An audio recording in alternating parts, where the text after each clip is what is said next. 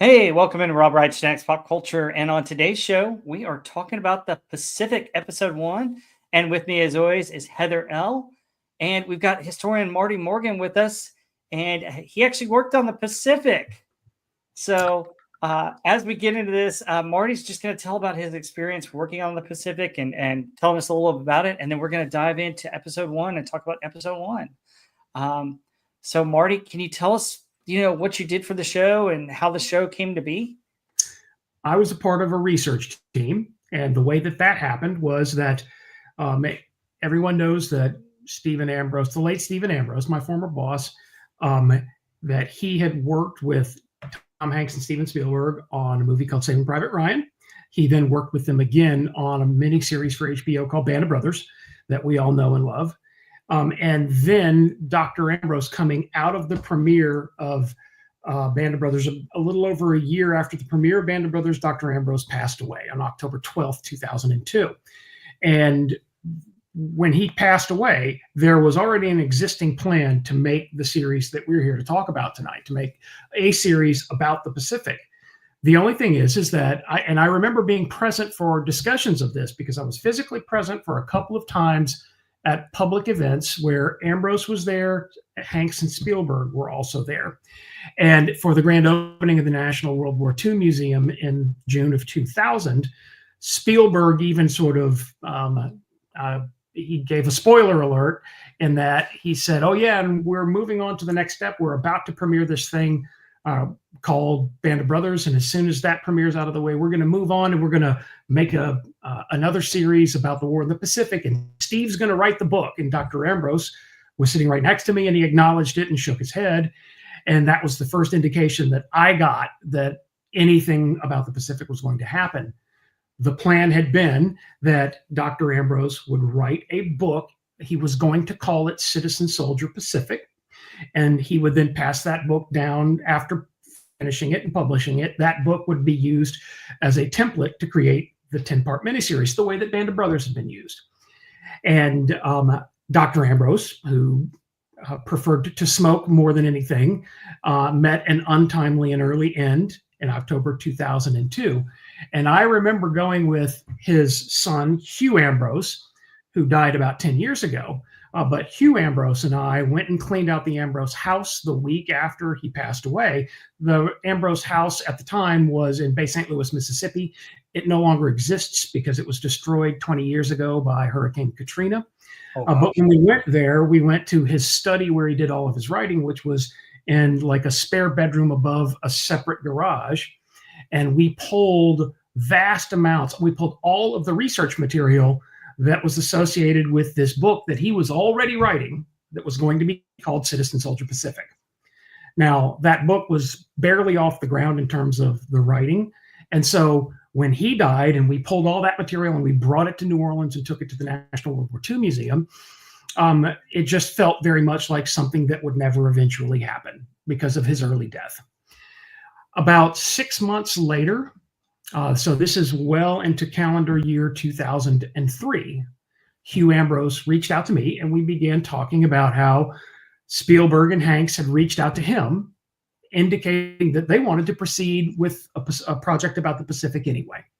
And that because Dr. Ambrose had died before he was able to complete a book about the Pacific, when Spielberg reached out to Hugh Ambrose, he reached out to him to finish a book about the Pacific that the series could then be based off of. That's the point at which I was brought aboard. I wasn't the only person that was brought aboard for this research team that was going to come up with the storyline that would be the book that would function as the template for the miniseries.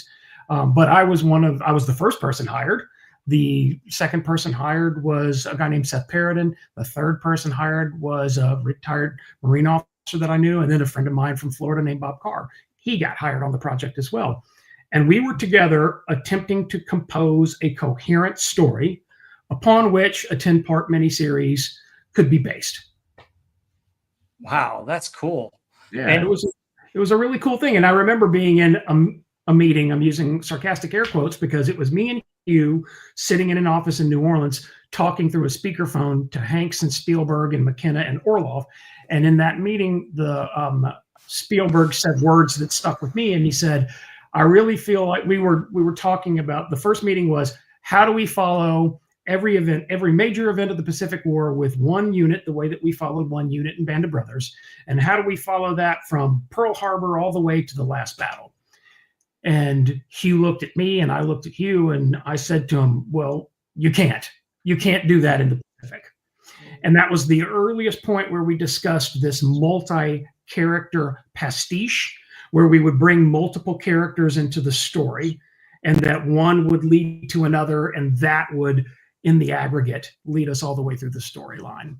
And when we did that, I had said to him, I had even suggested, like, we could bring in, if that's what we're going to do, we can bring in Army, we could bring in Marine Corps, we can bring in Navy. And Spielberg spoke in and interrupted me, the one and only time in my life that I was interrupted with notes from Steven Spielberg. And he said, I've already done my series about the Army. I want to focus on the Marine Corps. And so there's truth in advertising. Look at the series that you ended up with. Oh, yeah. Yeah, absolutely. Cool. Very cool. So how did you guys determine, I understand there's the book that Leckie wrote, and then there's another book. Did you guys use those in addition to your notes and stuff from Ambrose, or what else did you use to put it together? Absolutely. I mean, we already had really strong indicators of where the direction was going to go. There was already an expressed interest of using Eugene B. sledges with the old breed on Peleliu and Okinawa. We already knew we wanted that, and we already knew that we needed that because we needed to end the story. And where does the Pacific end? It ends on the last battle, the Battle of Okinawa. And Sledge was there. Sledge produced a writing that was so raw and visceral and honest that we simply couldn't resist not turning to that memoir as a guiding light. And so we already knew we were going to use that. Leckie came into the conversation very soon thereafter, and that began guiding us. That's guiding us toward a nice early battle on Guadalcanal, and then two very late battles, Peleliu and Okinawa. The big challenge that we faced, and I remember tackling this challenge during the latter half of 2003 and in 2004.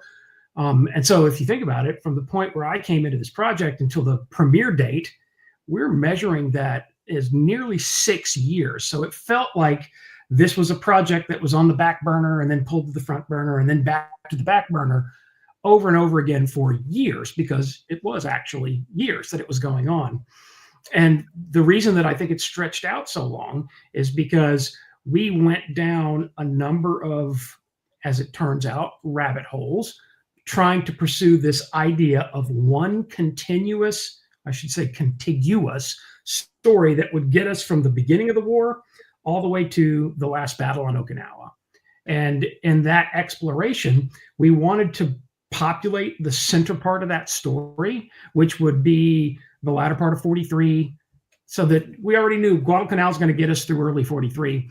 We needed something to get us through the latter part of 43 and basically all the way through to the closing months, the autumn of 1944, when the Peleliu battle begins and we could join Sledge again.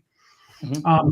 So that the storyline we eventually ended up with, that is a part of the companion book for the series, that storyline was going to follow, it was going to follow Sid Phillips of H21. Mm-hmm. It was going to follow John Basilone. It was going to follow a few other people during the Guadalcanal campaign to get us through 43. And then we knew that Sledge would get us through the closing hurdles of Peleliu and Okinawa. But that center part of the war, we were trying to find, we spent the better part of a year trying to figure out a way to span that time period. And one of the things that we looked at was following Marine units that landed during Operation Galvanic, which is the operation in the former British Gilbert Islands in late 43. That's Macon and Tarawa. And then we looked at following Marine units that landed during Operation Flintlock, which was the landings in the Marshall Islands in early 1944. That would then span us through to the elephant in the room that is not a part of this series, which something that I was advocating for passionately, which was the Marianas Campaign, Guam, Saipan, and Tinian, which are not a part of this story. So we spent the better part of a year tracking down people. And at the time, a frustration that I feel in looking back at this project is that at the time, there were still people alive. I can't believe it when I think back to a period that's now more than 20 years ago, that we were still talking to survivors from 23rd Marine Regiment. I was talking to survivors from Kwajalein in Weetalk. I had probably 30 survivors that I was talking to that participated in landings on Saipan, Tinian, and Guam. And there was, in this phase, the 2003, 2004 phase, there was no intention of taking this story to Iwo Jima. So we were going to talk about John Basilone in the context of his Medal of Honor action on Guadalcanal, but then we weren't going to follow him through to when he dies during the first day of the landings on Iwo. And that we were going to fill that space in the center part of this story with battles like Kwajalein, Saipan, Tinian, Guam, and in the end, the story doesn't go to any of those islands. Oh gosh, yeah. All right, I can see how that's frustrating. Yeah. Yeah, interesting. I mean, because one of the things that I loved about Band of Brothers, which I thought made it such a good series to get invested in, was that you were able to follow these same group of men, and there was a certain core group that survived, and you kind of get invested in their story, and rather than just see series of battles all over the place with a lot of people that you don't really know, it's a little bit harder. It's interesting, but it's harder to relate on a personal level like a TV show. And so I could see where wanting to make the effort to pick, okay, here's a certain group of men and try to follow their story. But then I could also see just like the nature of the Pacific versus Europe, how it doesn't really work to tell the story of the war if you're trying to pick the people. And so it's interesting. I never really thought about the challenge of that storytelling piece before, as I was thinking about getting into this. So yeah, interesting. Well, Heather, I think you just diagnosed it better than I could have.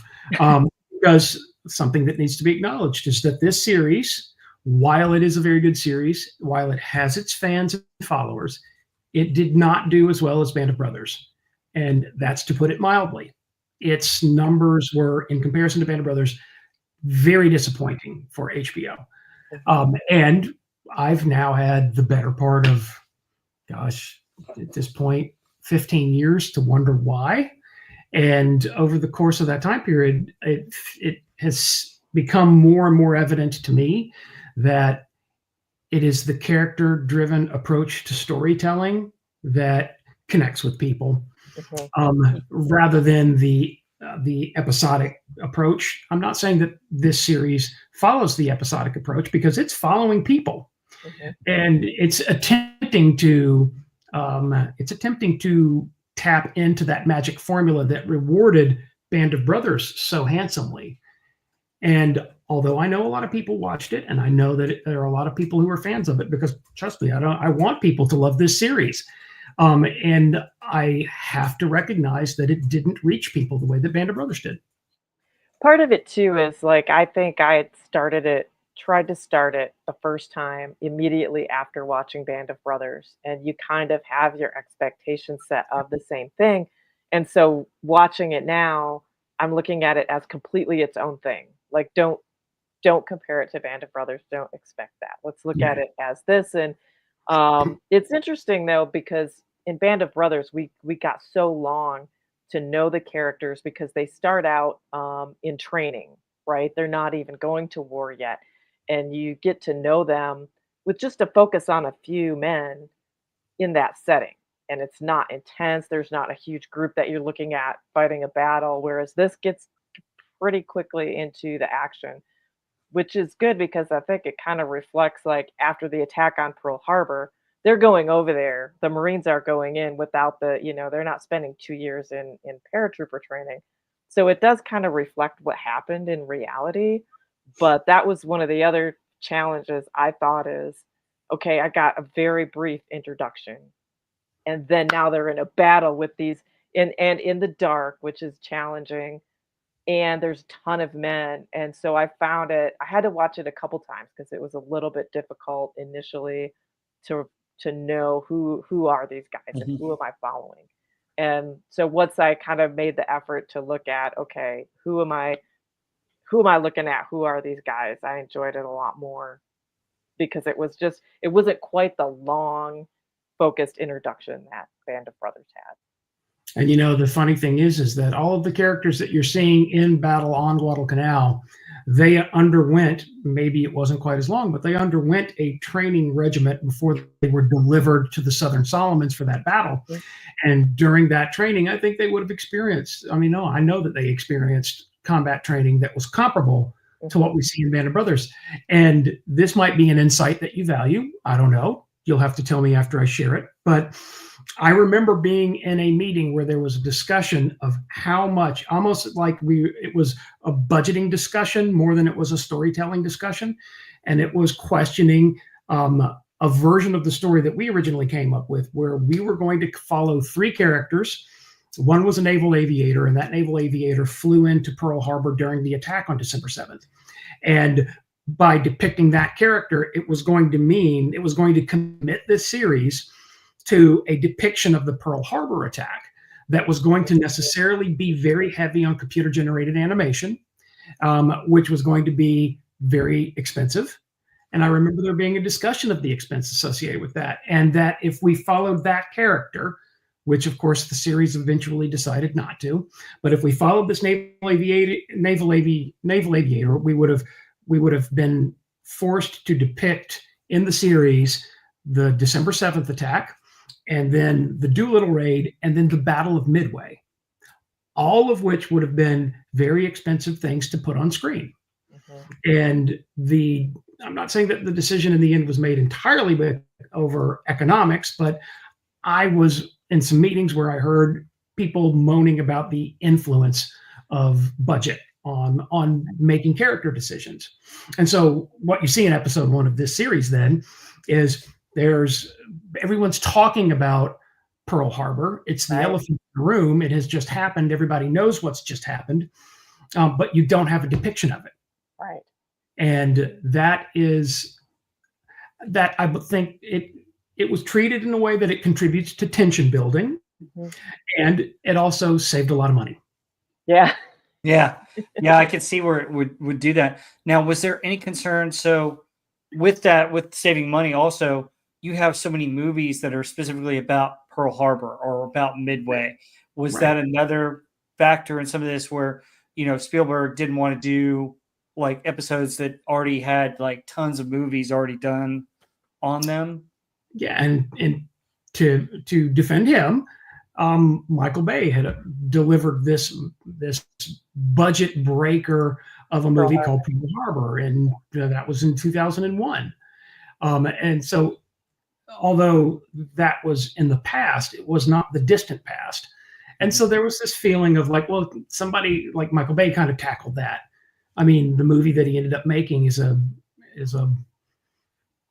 I'm trying to use words that are appropriate for television. It's not a movie.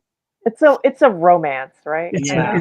It's a creepy three-way love story. Yeah, a that- love yes, triangle. the Japanese attack it at some point. Anyway, there was an acknowledgement that hey, this subject's been tackled, and it's been tackled recently, and somebody spent a lot of money to do it. And we're working in the shadow of that movie. Toward coming up with a story that would bring a unit of people together the way that a unit of people came together during Band of Brothers. And so there was eventually a decision not to follow the naval aviator, which would have given you some pretty spectacular things. But the decision in the end was to follow a slightly modified number of characters from what we were working on. And we spent some critical years during pre-production working on this storyline that eventually gets abandoned. That storyline, you can still experience it if you buy and read the companion book from the series, because the companion book is following the original 3-character storyline that we were working on. And so the companion book for the series doesn't look anything like the series. I should Interesting. say it looks a lot different than the series. Interesting. Yeah, And I that can was, see and how just that would be. that was a Oh, compromise because a series of clashes unfolded during a critical time period around 2005, 2006. And these clashes were over things like, to what extent would we religiously value historical authenticity? And to what extent would we prejudice storytelling over authenticity? And the result of these continued clashes were such that nobody ever said it. Nobody got down to the point of going, "Oh, we can't work with these people anymore." But we were close to that. okay. And the intercession that occurred was that Spielberg was quite close with Stephen Ambrose, and Spielberg could see that the interaction between this research and writing team that I was a part of and the writing team that was going to write the screenplay that was going to turn what we came up with into a screenplay, that there was friction there that wasn't benefiting anyone. And so what Spielberg did is he stepped in and he went, "Hugh, you guys do the book, and then it's going to be different from what ends up going on screen." And that was the compromise measure that led to the book being quite a bit different from the series. Interesting. Yeah, you never think about all the compromises that have to be made and the decisions and the, different viewpoints that make it difficult. So that's interesting background. But having watched it again, I mean, I haven't seen this since it very first came out, and I only watched it once. And so watching it again just this week, I really liked the first episode a lot more than I remember liking it the first time. And so I don't know what the difference was in perspective, maybe just looking at it as its own thing, versus just like expecting a repeat of Band of Brothers, which probably wasn't a fair assumption because it's a completely different military group and a completely different setting, and it did, not really possible to do that again. So I really enjoyed this first episode. I thought it was really good. It's got some successful use of, Rob, you might remember this from the first night of our Band of Brothers tour. What I always indicate is being character-driven storytelling. Mm-hmm. And a convention that is used in character-driven storytelling is set it up and pay it off. And in this episode, you see a lot of setup and payoff, and you see some setup that has not yet been paid off. You see a setup with the medic that's then paid off when he gets killed in this frustrating, tension-building moment of friendly fire. And then you see setup that leads to frustration with the character of Eugene B. Sledge, who, because of his heart murmur, is not eligible to enter the Marine Corps during this critical early 1942 time period when the Marine Corps has plenty of people volunteering. And the Marine Corps can afford to tell people who don't live up to the exactitude of the physical fitness requirements. They can tell them, we can't take you right now. Many of those same people who are told when they try to volunteer in 42 shortly after Pearl Harbor, they're told, we can't take you. And then a year later, they get draft notices. Yeah. Oh, wow. So hey, we can't take you now, but hey, you're on our list. Right. Now we need to. Now that we know what we're dealing with. Yeah. Which is how things like, that's where a lot of the silly mythologies about military service come from. Like, I always use this one story that I read once that's the perfect explanation, and that is that, you know how there's a recruiting station in Times Square in New York City? The recruiters showed up to open up that recruiting station on Monday, December 8th, 1941, and there were 5,000 people in line. They could not even take a tenth of that and process them through.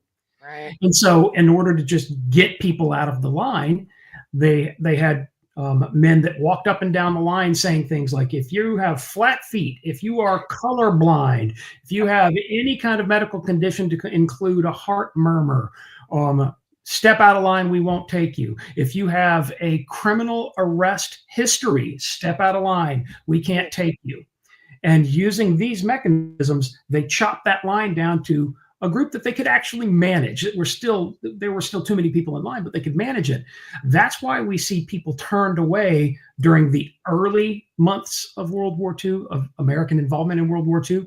And that's because the the machine simply didn't have the bandwidth to take all the volunteers who because of Pearl Harbor wanted to volunteer and go fight. Now, all of that changes the following year when the military no longer cares about how colorblind and flat-footed you are, and the military no longer cares that you've got a felony arrest record. Yeah, I can imagine.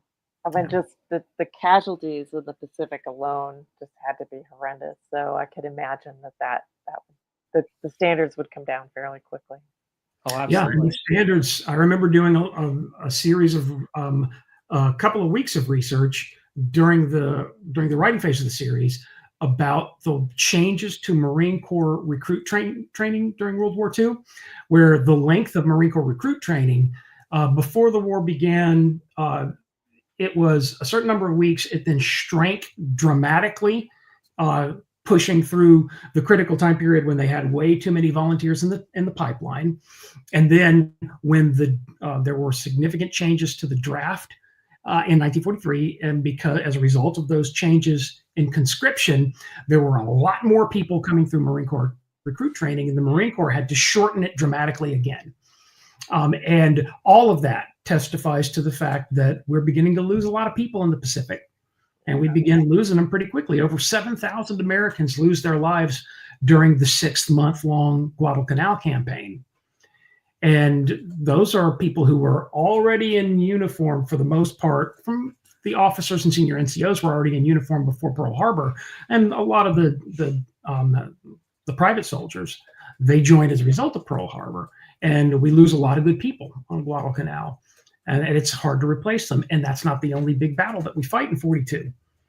And the result is that we have big needs to put people through the pipeline. And the biggest need of all is to put a large number of them through the pipeline as quickly as possible. And that results in this dramatic shortening of Marine Corps recruit training. Yeah. Wow. Yeah. Well, yeah, I bet. Well, let's get into episode 1. Heather, are you able to pull up the synopsis? Yeah, let me see if I pull up the synopsis, and then I'll add we'll talk about the characters, and then I'll add the slides to the stage. Yeah, I'm going to read the synopsis here. Yeah. Okay. So directly following the attack on Pearl Harbor, Sergeant John, is it Basilone, yeah. Basilone, ships out to fight the enemy somewhere in the Pacific, and young journalist Robert Leckie enlists in the Marine Corps. Sidney Phillips ships off to boot camp after saying farewell to his friend, Eugene Sledge, who cannot go with him due to a heart murmur. 8 months later, Phillips and Leckie have completed boot camp and are sent to secure an airfield on Guadalcanal and defend it against counterattack. Yeah. So we have a lot of interesting characters that it produces here. I mentioned a bunch of them. I don't know if there are any that stood out to you guys right at first. Certainly Leckie stands out big time. I think a lot of this episode focuses on him, and then Sidney Phillips are the two that I think really it kind of focuses a little bit more on than any of the others here. But we get to see glimpses. So anybody that stands out to you guys? Leckie is great. He gets a great introduction. You kind of see right away how thoughtful he is, and you could tell he's going to be one of the writers in there. I like the scene with him running into the girl in the church. That's a very good character introduction. I was ecstatic to see the Punisher in here as Rodriguez. I'm always happy to see him in a show, so I like seeing him. Don't get too used to him. Yeah, I know. Not going to be here for long. Sad. Also, Basilone is good. The group that they're with. Colonel Puller, definitely a lot of charisma. I liked his character too. So, and JP Morgan. I like the dinner, kind of the Italian family dinner. That was a nice setting too, and good to kind of get those guys in a group. That was good too. Well, if I can chime in to answer on one of them. Yeah, go for it. I really like Sid Phillips because I was very good friends with Sid Phillips. Oh, wow. Nice. At his house in Mobile, Alabama. All my family's from Mobile, and Dr. Phillips and Dr. Sledge were both from Mobile. And I knew I didn't get to know Leckie. I didn't get to know Rodriguez. Of course, I didn't get to know Basilone, but I got to spend a lot of time with Sid Phillips, and I got to know him very well. And so it's exciting to see his experience in the Pacific War brought into this. And from the beginning, even in our earlier story treatment, we were going to include Phillips because there was a recognition that we needed to get, that there was a recognition that we really wanted Guadalcanal. Because it's just an incredible 6-month-long air, ground, and naval campaign that is it's an Armageddon of a campaign that brings a lot of drama to the storyline. So there was knowledge from the start that we wanted that, but then we wanted to find some way of establishing a continuity that would take us from Guadalcanal onward to Eugene Sledge so that he could give us Peleliu and Okinawa through his unique voice. And a very clear early way to achieve that was recognized in the relationship between Sledge and Phillips, because Phillips is serving as a mortarman in H Company, 2nd Battalion, 1st Marines, and he's on Guadalcanal. He's there for the worst of it. And we then can have this moment that will eventually pass in the series where they meet on Pavuvu quickly as Phillips is leaving and Sledge is arriving. And so that's as much buddy continuity as we could bring to it, but that then pulls with it under the character arc of two people, that pulls in the Guadalcanal campaign and merges it with Peleliu and Okinawa, something we really needed. And Phillips was so young. I mean, that surprised me that he turned 18 there. Have you ever seen the photo, his Marine Corps ID photo? I'm going to pull it up because it's absolutely hilarious. What just a baby. He looked like. This is Dr. Phillips as a Marine, fresh out of boot camp at age 17. Oh my God. Wow, he's young. A baby. Yeah. Just a baby. Wow, yeah, he was super young. Oh my gosh. I can't imagine. Were they allowed to join at 17, or did he lie about his, like, I thought they had to be 18. You could join with parental consent at 17. Wow. And then you could join without at age 18.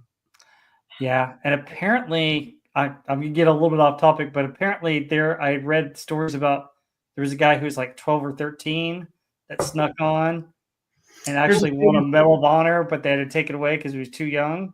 There was a story that famously a Marine by the name of Jack Lucas entered the Marine Corps at age 15 by lying about his age. He made it through recruit training, and then he was deployed into the Fleet Marine Force, and they figured out his actual age shortly before the Iwo Jima campaign, and he managed to get onto a troop ship to go to Iwo Jima. And on the first day of the battle, he pulled the age-old stunt of throw yourself on a hand grenade, but he didn't just do it once; he did it twice. Oh wow! And survived it and lived to see old age. And Lucas was from Hattiesburg, Mississippi, and so he lived very close to where I lived, and I got to know him quite well too. And it was not taken away from him, because at the point when the Medal of Honor was hung around his neck by President Truman in a ceremony at the White House and later in 1945, by that point he was technically old enough. Right. Yeah. Wow. But at the time of his Medal of Honor action, he was underage. You got to be young to do something that crazy, I think. I don't know. I don't know. There were some older guys that did the one Medal of Honor. You got to check out that video, though, Heather. Good Lord. But throw yourself on a grenade, that's just... 2. He threw himself on 2 grenades. He was in a fighting position, and the Japanese threw a grenade in on the position, and he yelled grenade and threw his body over it. And as he did so, a second grenade came into the position. He saw it, and with the butt of his rifle, he pushed the grenade down into the volcanic ash sand on Iwo, and then both weapons exploded and wounded him very seriously, but he survived it. Wow. 2 grenades. Crazy. So, wow. All right, let me add some of the slides to this show. I did think the opening was kind of cool. And I got some pictures of the opening. I love these like photography drawings here that they had. I just think they were really good. And I love that carrying the man off the field. That was so great. But I want to start. I know you have the love story scene. We'll get back to that, but I kind of want to start here with the maps where they're talking about the mission first, and it's interesting the mission briefing. And Marty, I just wanted to know if you could maybe give us some real insight into what really happened here, because he's given the mission right here, and I think this map is really kind of a cool picture, which shows what we're going to do. But could you maybe talk about what the real mission was? And then also I had a question about, I mentioned Australia. There's a lot of rumors that it was to really help shipping lines as well for Australia, but that's not always the case. And I wanted to get you to tell us about the mission and what was going on here. Yeah, sure. This scene is a very effective tool for exposition. It's designed to get people who are slightly unfamiliar with the story, the overall broad story of the Pacific War, to get them familiar with the geography of it and the need to send Americans to far off places like the Solomon Islands. And in this way, this briefing is somewhat effective. It's staged as a briefing for the senior NCOs, and something like this might have happened, and probably did happen. What we see Polar talking about in the scene is the strategic importance of navigation lanes leading to Australia.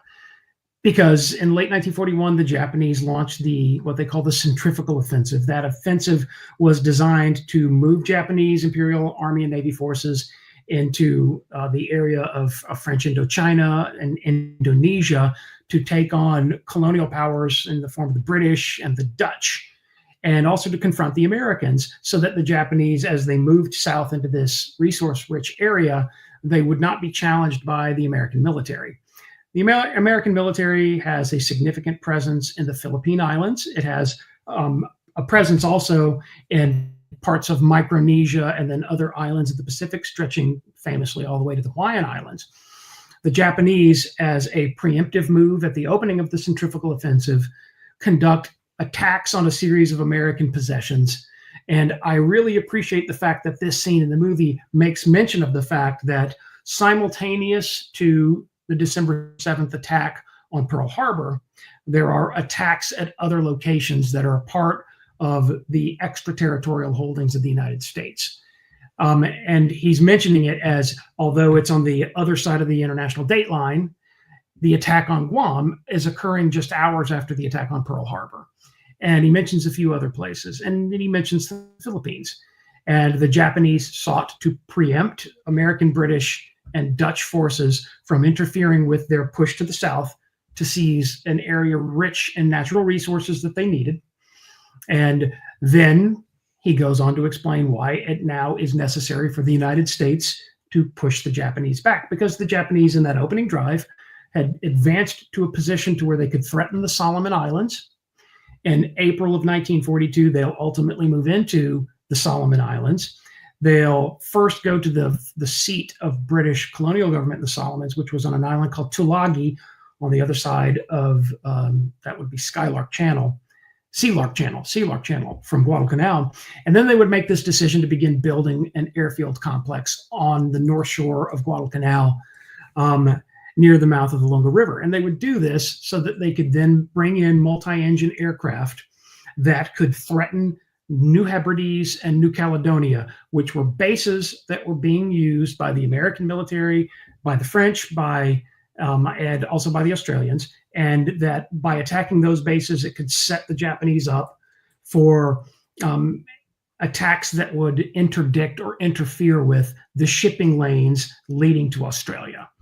And that we still don't have proof that they ever intended to conduct a large-scale amphibious landing in Australia.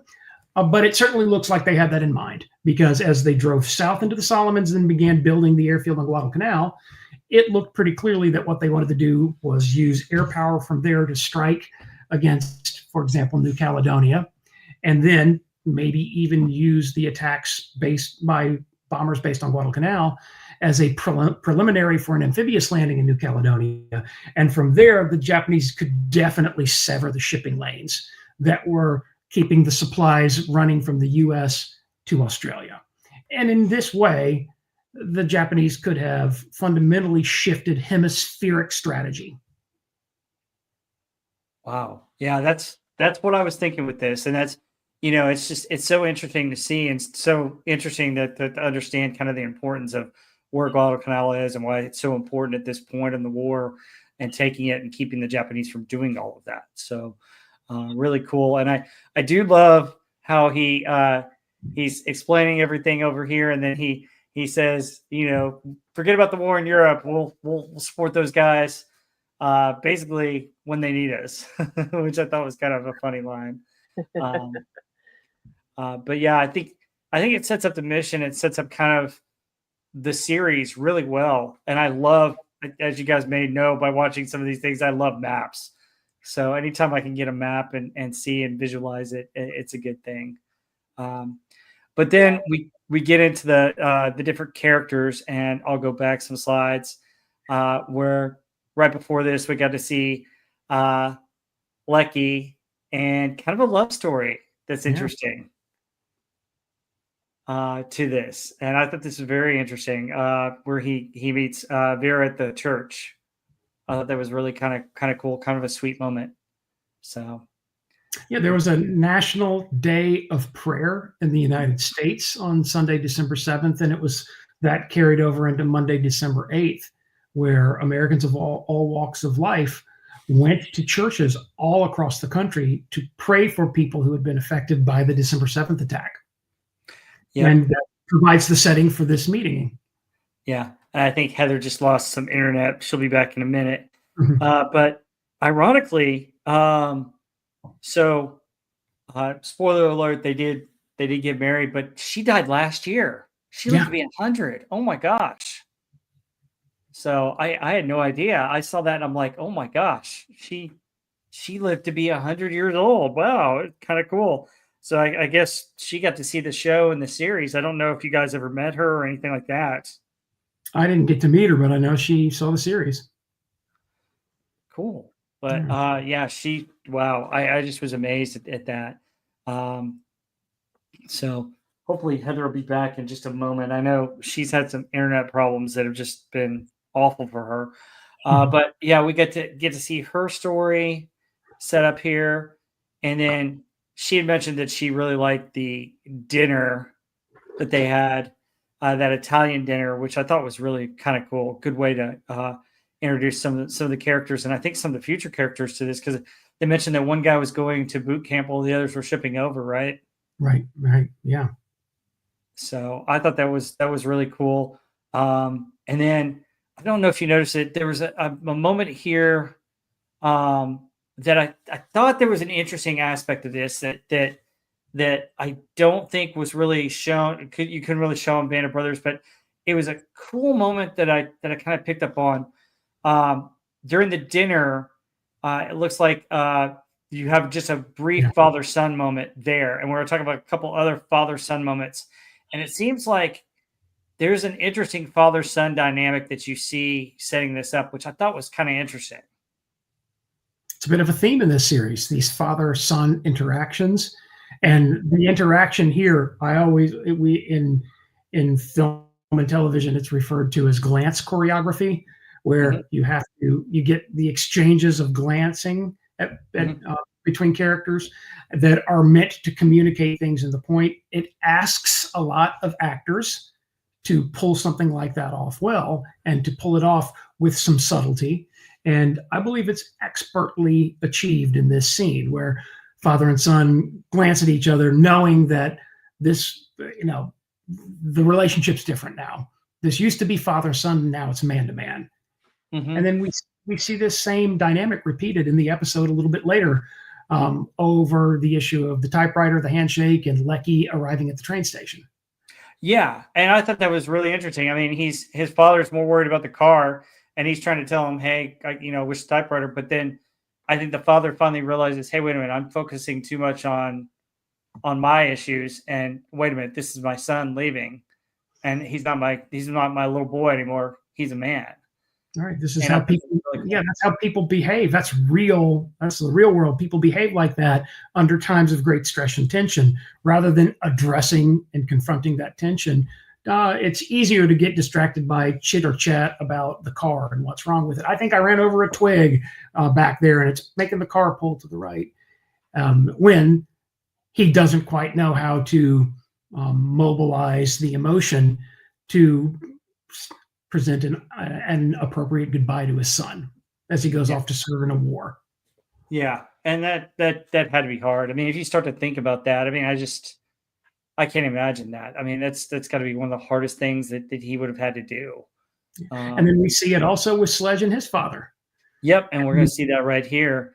So Mhm. Sledge's father is actually a doctor. So I mean, for him to have to tell his son that he's got a heart murmur, that'd be the hugest gut punch. I mean, here's the boy. All his friends are going off to war. He's having to stay behind because he's got a heart murmur, and his dad's a doctor who's, there's got to be something in his head saying, I mean, is my dad really telling me the truth here? Does he just not want me to go to war? So that's got to be an internal conflict that he kind of, I think, is dealing with, with this. And then, we see, his dad, they come out and they listen to the radio, and there was another soldier in there. I wonder if it's another family member that served. Yeah. So there's another family member that served. And then, of course, his mom's worried about him. I think his mom just tried to get him to stop by saying there's dinner ready, because I don't know if that was the case. But but that whole scene was interesting because, you see kind of the urgency or the desire to really fight for the country after Pearl Harbor. And I think for me and my generation, a little bit, your generation too, I mean, after November, September 11th, there was a push by people that I knew to maybe possibly join up for that after being attacked. And we did see a lot of people join up. The need wasn't as great, but you definitely, when you see attacks on the homeland or something like that come up, it happens. So interesting stuff here. So Americans were immediately made aware of the fact that although they couldn't point to where Pearl Harbor was on a map, what they could relate to was the fact that the numbers were in, and the numbers were that almost 2,400 Americans were killed on December 7th, most of them in uniform, most of them without being able to fire a shot. And those who were in uniform, they were killed by a country that we were technically at peace with, that we had full diplomatic relations with, that we had an embassy and an ambassador, and that suddenly they're all killed, and that 65 civilians were also killed. And that's why these conflicts become so irreconcilable. Once lives have been lost, once you flare up that very human emotion of protecting your tribe, your chances of achieving a peaceful outcome, they fall away very quickly. And that's certainly proven over the course of the Pacific War, because after all, the Japanese conducted an attack against the United States. That attack occurred without a declaration of war being in effect. We understood that things weren't going well with Japan. We understood that they might actually be planning an attack of some kind, but still, they attacked without the benefit of a declaration of war being in place ahead of time. And to most American people, I wasn't alive at the time, but I feel like I've read enough to understand what most Americans were thinking during that time period. And what most of them were thinking was that they were betrayed by a rival nation, and they wanted revenge for that. Yeah, absolutely. And there she is. There's Heather back up for it constantly fighting the internet. After internet scenes. So Heather, we were talking about the father-son aspects that we see in here, and the glancing of that, and the actual Leckie and his dad, and then Eugene Sledge and his father with the heart murmur. And we did mention one of your favorite scenes with the Christmas dinner. Did you want to talk about the Christmas dinner real quick, or say anything about any of these scenes? Actually, I wanted to ask about the scene with Leckie and his father, because it was so awkward, and I couldn't tell, like, the father, did he not approve of him going, or Was he just having a hard time, like, seeing him go, and so he was trying to focus on the car? Was he just not able to express his emotions, or was he just being cold? And I was trying to get a read on that, and it was hard because it was so awkward, and just wondering what was the thoughts behind that scene and how that played out. Yeah, that Yeah. emotional tension was clearly a father who didn't quite know what to do. Yeah. I won't be the first person to make this observation, but oftentimes the relationship between father and son, I had a father and I can speak to that, is one in which neither person knows exactly the appropriate way to express emotion. That was Yeah. definitely the relationship I had with my father. And I know it was the relationship he had with his father because my grandfather had gone off to war during the Second World War. And when my father went off to war in 1965, he told me about the big goodbye scene, which coincidentally took place at a train station in Mobile, Alabama, by the way. And the big goodbye, my grandfather turned to my father and said, "Here, take this." And it was an issue of Playboy magazine. And then he patted my father on the back and said, "Don't get captured," turned and walked off.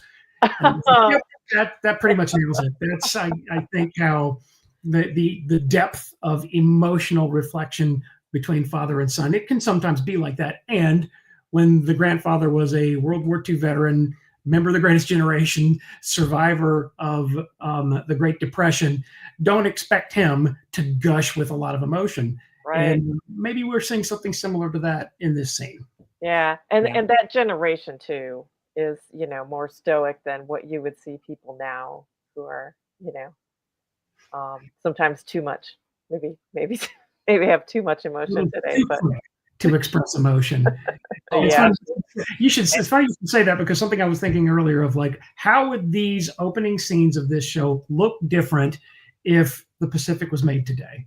And my first thought was the scene with the map's going to have to be completely different.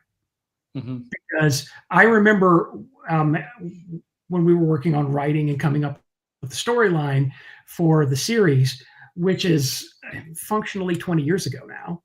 And I remember then how we often had to stop, pump the brakes, and then explore like the extent to which people might not be familiar with the geography of the Pacific. Like we were sort of troubled by the idea of like, well, maybe people won't know what Guadalcanal is.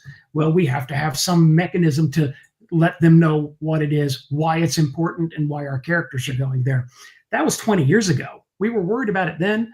To make a series like this today, the general state of historical literacy internationally, I think, is different to the extent that we'd have to have a scene quite a bit different than the map scene that was in this episode. Yeah. Interesting. Yeah. Also, Heather, there's a thing about fathers and sons that sometimes fathers aren't ready to see us as full-grown men yet. And Sure. the closest comparison, I mean, I've never gone to war or anything like that, but the first time, like if you ever played sports with your dad, the first time you beat him in basketball, or you do something that's it's almost like one of those moments in a way, kind of awkward, kind of okay, good job, son, but he doesn't want to give you props, Yeah, I can imagine there's more of a rivalry there. I mean, being a girl, there's not that sort of dynamic there. I mean, there wasn't for me. The only sport my dad plays anyway is golf, and he's really, really good at it until he like throws his clubs in the water. So, yeah, never had any of those moments. But it's interesting in contrast, though, the dinner, which I think this is like an Italian family. They're much warmer, Yeah. much more expressive, and it's a nice dynamic to the two difference between the two. And this, the other kid with the heart murmur, I mean, they're clearly not going to let him go, whether he has a heart murmur or not. That seemed pretty obvious there. Right? Yeah.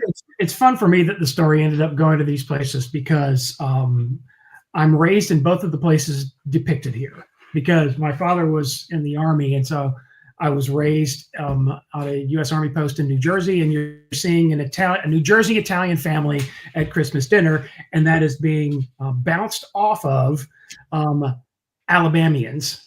And so my Alabama family that had my father in the Army, and I wasn't born in New Jersey, but I was raised in New Jersey.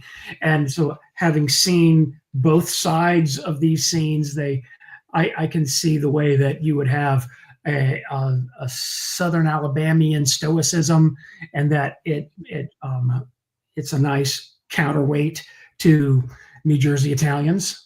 Yeah. I don't want to say anything that sounds like it's racializing this narrative, but there are differences that we can't help but recognize there. That Italians in New Jersey, an Italian family is going to behave differently than white Anglo-Saxon Protestants in Alabama are going to behave, and I feel like the series does a nice job of conveying that. Yeah, absolutely. Yeah, and I like the scene where he says goodbye to Sid here. I thought that was a really good scene. Yeah. And what I love about this scene is that you don't even have to have read the books to know what's going to happen here, because that's why I don't know that a lot of people watch this series and then felt surprised to learn that Eugene Sledge ends up in the Marine Corps, and that Eugene Sledge eventually writes probably the greatest combat memoir of the Second World War. Most everybody would have been maybe had some awareness of that. Maybe some people stepped into this series without really knowing the Pacific War all that intimately. And if so, this scene is just setting you up for a later payoff that'll come in a few episodes where Sledge meets Phillips on Pavuvu. But for the people who were cleaving to this series when it premiered in 2009, this scene was really powerful, I think, because they know what's going to happen eventually, and that Sledge is going to go to Peleliu and Okinawa and produce the greatest combat memoir of all times based on those two battles. And so that injects this electricity into this scene that I find very interesting. Yeah. So I did not know that before when I watched this, and I love this between the friends, because you know that he's eventually going to get there. Like, he's so determined. He's not going to let it stop him. Yeah. Oh, absolutely. Yeah, that's what I like too about it, is that, you got one guy that's determined, and you part of me was left wondering if he's just going to run away from home and defy his parents to try and go in the military. Right. Yeah. He's going to get there some way or another. Mm-hmm. Oh boy, does he. Yeah. Yeah. All right. So now let's just talk about the boats. And I didn't quite get the scene in pictures where they're on the boat, where they're in the mess hall. I thought that was interesting. And you've got the traditional "Why are we here?" speech, and I thought that was pretty good. I think it's something that almost every show or movie has to have, something that answers the question why. But I like the briefing on the boats, and just how quickly they got in there and got on it was really kind of interesting. And then we've got the Higgins boats. I don't know that I got a picture of those here. Yep, I got some of them. But how they're getting on the Higgins boats, and they were similar to the boats we saw on the trip, the Band of Brothers tour. So it's interesting seeing those boats again. But I think the fun contrast to this is you see them getting off on these boats, and they're going to land. And for somebody that probably wasn't familiar with it, or didn't know what was going to happen, they're thinking, "Oh my gosh, it's almost like Saving Private Ryan." Where, hey, you're going to land on a beachhead that's going to be they're going to be bombarded and all that, and it's completely different. Yeah. But I thought it was interesting, to set up. Yeah, that's a great, live shot with CGI background, I guess. But I love the coming down the ropes. I mean, that would be enough to probably knock me out, trying to climb down the rope ladder. That doesn't look fun. Yeah, and it's nice how the tension is built up over this moment of the men taking to the nets and taking to the landing craft, because you're already being infused with this energy of this battle's going to be vicious. The Japanese are notoriously effective fighters, and we're going to bring the war to them. We're going to bring revenge to them. And all of that energy then goes over the side of the ship, down the nets, into the landing craft. And then as the men approach the beach, it feels a lot like the opening scenes in Saving Private Ryan, only to then get something that's quite a bit different from that. This gives you such a good idea of the scope, though, with these huge battleships and just the vast ocean and how many of them there are. You can see how many people they're all carrying, and so different. I mean, yeah, you get the planes, where you're in Europe, but this just seems so huge with all these big ships and the smoke, and they're like, the battles between the ships. That's really a cool visual. And a critical storytelling thing that needs to happen here, even with just the shot that this screen grab is depicting of men going down the nets with cruisers and battleships in the background bombarding the beachhead. That is a critical piece of storytelling for what's going to be happening later on. Once again, character-driven storytelling likes to set it up and pay it off. This is setting up this idea of we're backed up by a major naval task force. Then they land, they have an initial experience on the island, they watch the Battle of Savo Island unfold in front of them, and then wake up the next morning and the Navy is gone. Mm-hmm. That development is less meaningful without this scene. You have to have this scene where the men are going down the nets while ships are bombarding the beachhead. So they feel that they're a part of a major powerful force. And then when the Navy has to disappear after Battle of Savo Island, it says something even more intimidating about the campaign that's going to follow. So you can't have that moment of the Navy has left without this moment of what the Navy looks like when it's still there. Right. Yeah. Yeah, and I thought that was key. I thought that was interesting. And I'm so glad I was able to find this picture. I mean, I think that you just don't see it. I think that was a really cool shot. And then they're on the beach. And I thought that was interesting. They're on the beach and they have a moment and they got the orange slices and the one guy trying to open up the coconut. And it's kind of interesting how they introduced the medic in this part. Poison coconuts. I just thought that was kind of funny. So. Mm-hmm.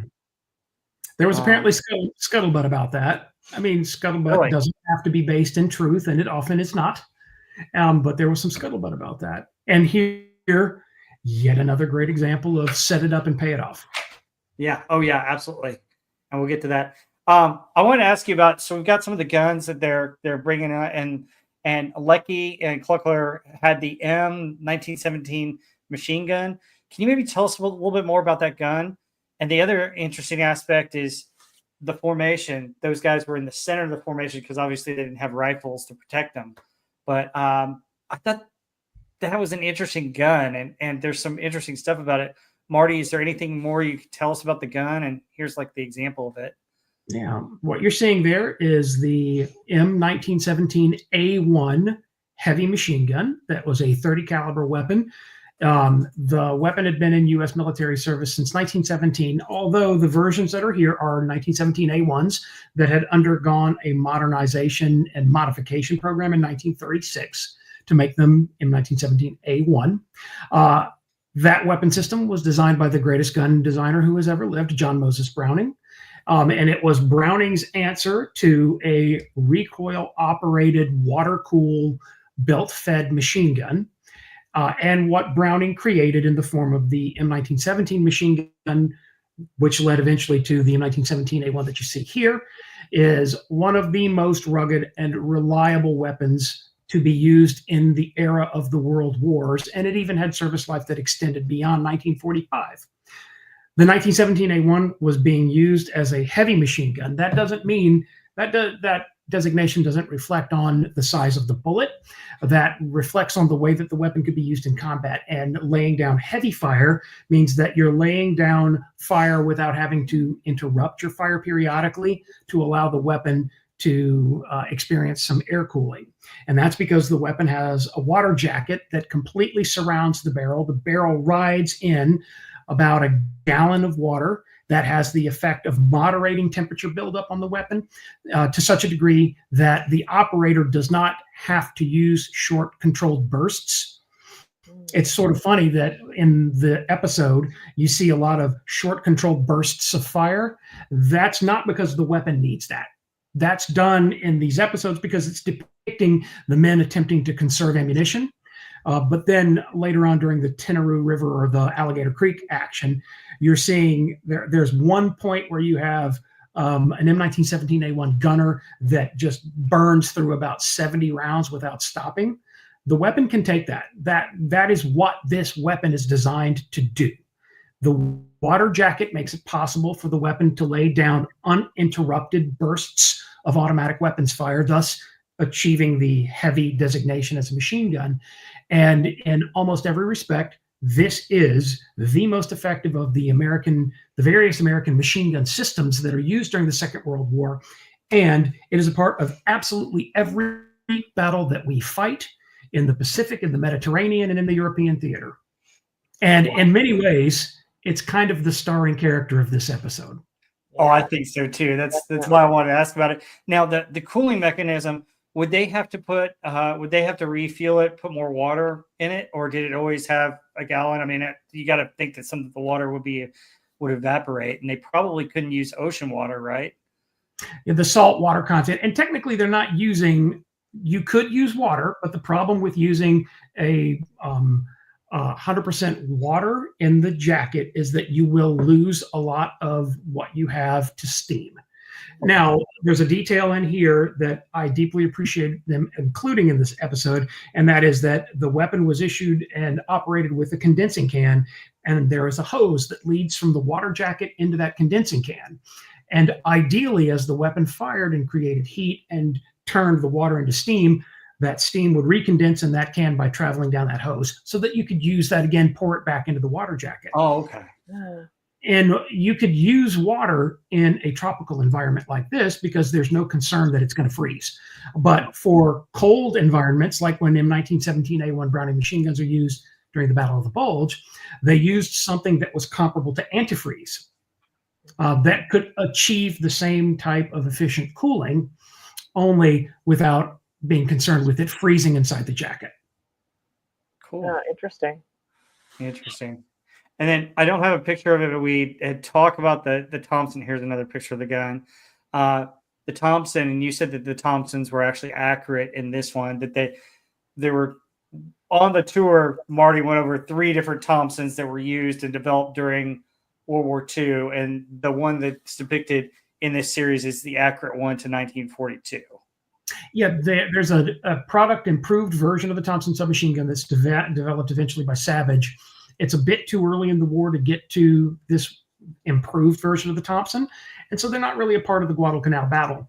But the original pre-war military version of the Thompson submachine gun, designated M1928A1, that's what's being depicted here. And one thing that I also appreciate is that they depict Marines using the M1928A1 Thompson submachine gun with the so-called L drum or 50-round drum magazine.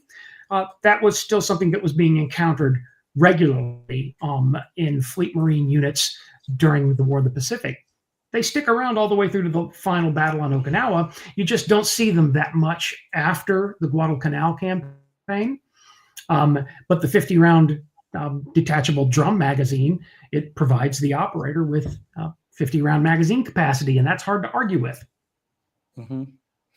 Yeah, and I think 2104 Dogface mentions that in 1927-28, Marines were using the Thompsons in South America during some operations too. Yeah, that's what led to the very first version of the Thompson that we call the Navy overstamped Thompson submachine guns. There were 15,000 Thompson submachine guns that were manufactured by Colt in 1919, starting in 1919, going through about 1923. And those 15,000 guns had, for the most part, sold out by the by the late 1930s. The U.S. Navy purchased some modified Thompson submachine guns to be distributed to the Marine Corps early on, and they simply overstamped a Navy designation on the weapon. And so Navy overstamped Thompsons were used in Nicaragua famously, and the Marines loved them. One of the Marines that used Navy overstamped Thompsons in Nicaragua was Chesty Puller himself, the man commanding 7th Marine Regiment during the Guadalcanal battle. Oh, wow. And Puller understood how much of a force multiplier the Thompson submachine gun was. to such an extent that then that influenced the the military's decision, I should say, the Navy Department's decision to adopt on an official basis the weapon as standard issue for the Fleet Marine Force. And that's why you see so many 28A1 Thompsons on Guadalcanal. Cool. That makes sense. All right. So then we got to, as they're walking through, you had the dead Marines that they pass over. And then we briefly mentioned the friendly fire incident. And yes, that was perfect setup because we see the medic in one scene and then we find out about his death, the friendly fire, which is sad, but the importance of passwords and knowing what you're going to do before you have to go away from that. We saw a little bit of a friendly fire incident in Band of Brothers too. They can have consequences. So, was this the two or the dead Marines you're referring to? Were those the mutilated bodies? Yeah. That were there? Yeah, that was really gruesome. But I think it was important in there when you see later where they're shooting at the one guy kind of toying with him and that they're frustrated. I mean, after seeing like the horrors of the battle and seeing the Marines kind of mutilated previously, you could see what kind of state they would be in after seeing all that. Oh yeah, absolutely. Absolutely. And then we mentioned the naval battle from afar, which was interesting because, we talked about the setup with them on the boats, but then here's the Navy having to pull out, and it's, you get a feel for it because now their extra supplies are gone. So, I think it sets up some stuff for the next couple episodes. Right. And that is establishing one of the themes that will dominate the story of the Guadalcanal campaign. And that is the Navy being left with no choice but to withdraw during the early phase. The entire Naval Task Force withdraws and takes with it aircraft carrier USS Enterprise, which functionally means that the Marine Corps won't have no air cover, but it will have far less air cover than it would have had if USS Enterprise had been able to remain on station, which it couldn't. And that's because Japanese aircraft were beginning to fly down in a circuit from the Japanese fleet anchorage at Rabaul down to Japanese air bases in the Solomons, particularly just off of Bougainville. And then they could continue on south to engage targets around Guadalcanal. And it was as a result of a major Japanese twin-engine bomber attack the following day on August 8th, 1942, that the Navy is convinced that it cannot risk losing USS Enterprise or any other ship for that matter. And that sets the stage for the Navy's withdrawal, leaving 1st Marine Division on the island. It wasn't that the 1st Marine Division was without supplies. It's just that the 1st Marine Division had not yet had the opportunity to unload everything from the supply ships to supply the division on the island. At this stage, there are over 10,000 Americans on Guadalcanal. The number's going to get bigger as the weeks begin clicking by. And a critical part of this story is that during this opening critical phase, these opening weeks, the Navy has to leave the Marine Corps on the island. It's not just Marines on Guadalcanal, to be perfectly honest, because you have Marines, you have U.S. Navy sailors, and you have U.S. Coast Guardsmen as well. Mm-hmm. Eventually, then the Army will join the battle, but that's not until October. Yeah, still got a ways to go for that. But then that must have been like really critical as far as moving the Navy too, because it was so critical here defending the airfield or keeping it, the Japanese from getting it, that you're making the decision to leave them without air support.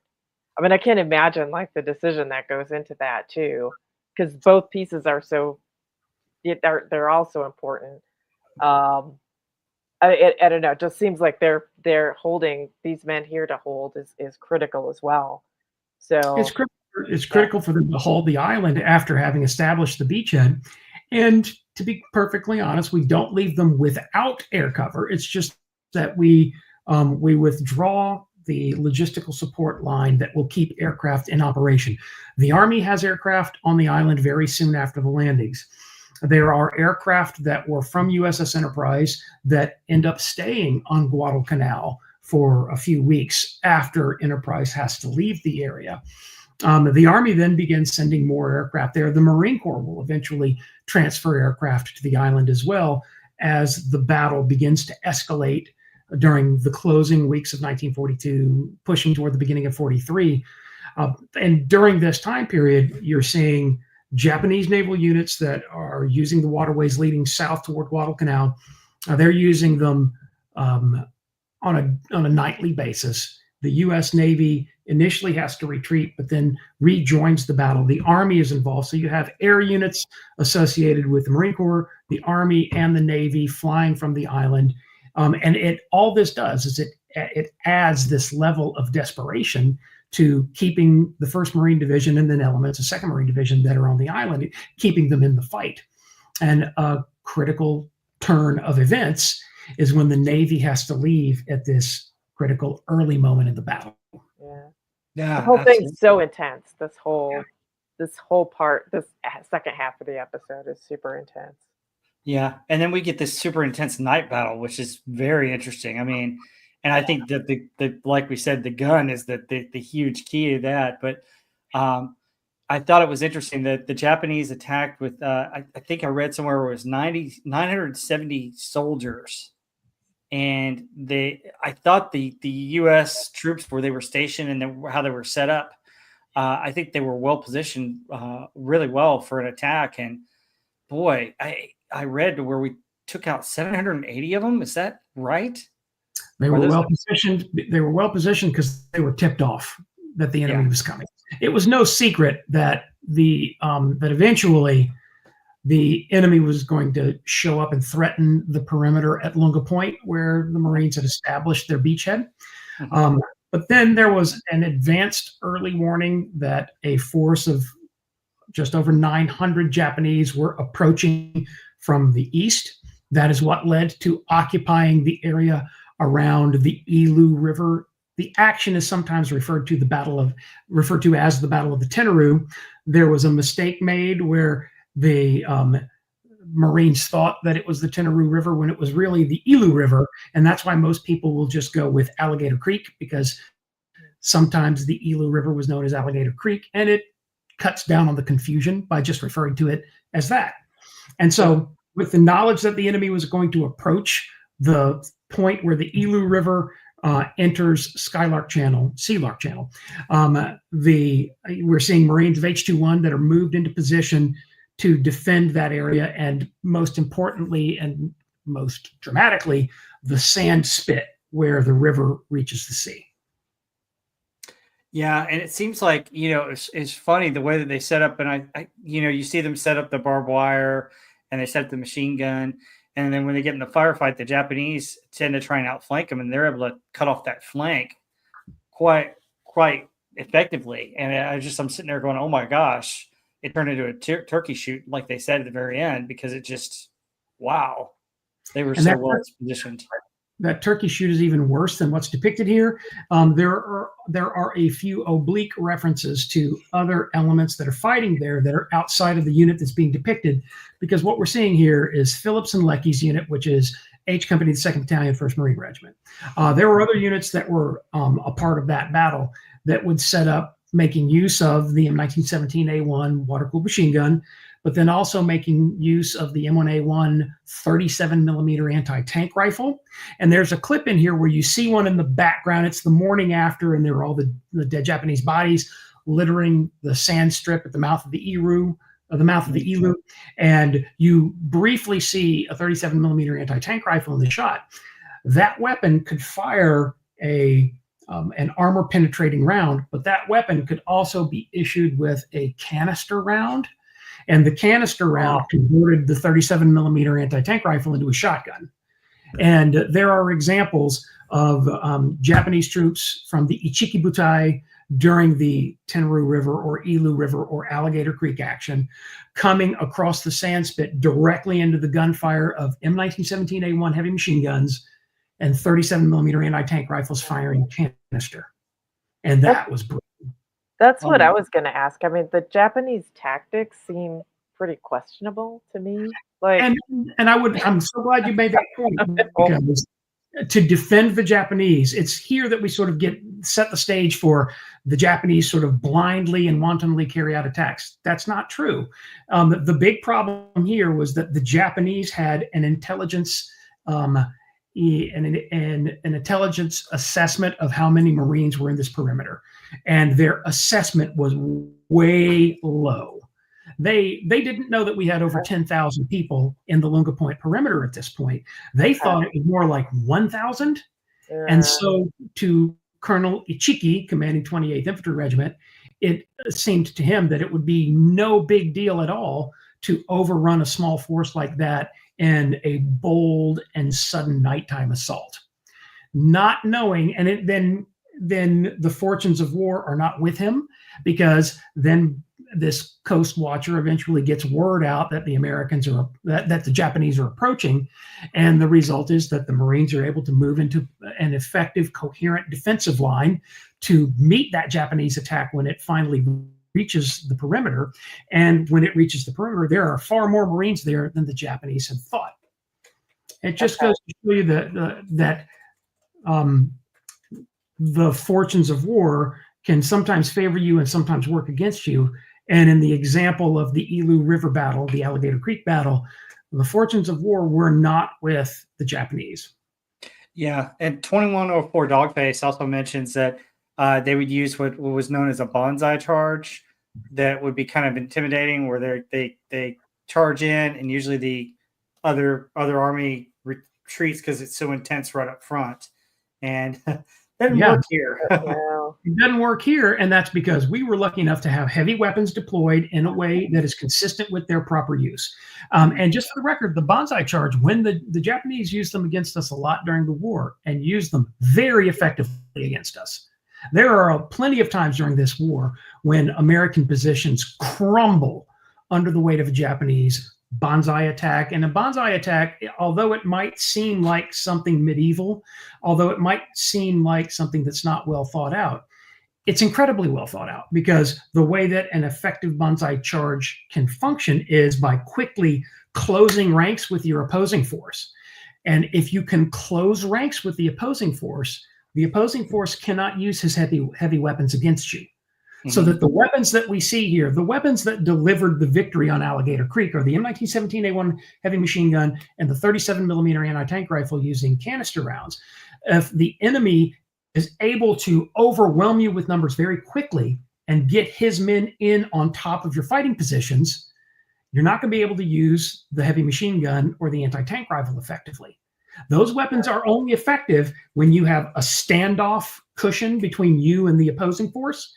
And it just so happens that the Marines were well trained. They put together this defensive line very quickly. It was well laid out enough to where when the enemy emerged from cover, they were under overlapping fields of fire from machine guns and anti-tank rifles firing canister. And that has the effect of overwhelming the Ichiki detachment's attack.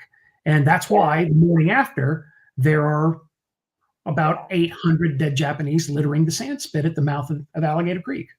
Yeah, as it just seemed like they're running right into this rapid fire. But I can see where if you were quick enough and you had overwhelming numbers, you could overwhelm some guns. But that just wasn't the case the way they were set up. And yeah, it didn't.